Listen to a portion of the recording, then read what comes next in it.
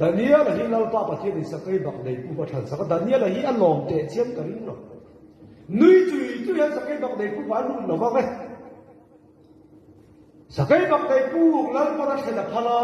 ma se sakai bak dei na khoi che ta ro phal tat lo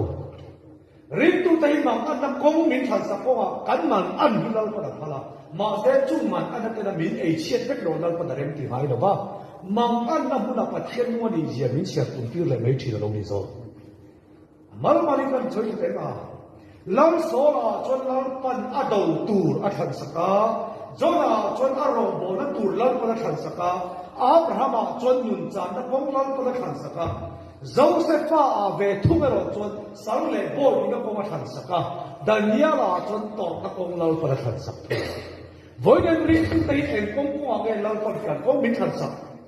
kan kong min than sak ero choi chen phek don lo ma se bu in ni kan soi min than sak pong chi nga hian eng kong em hoi chu i song me kan ni chu lam pa than sak ko chon lung on na ke la ke pen tu ko te kan no ni mai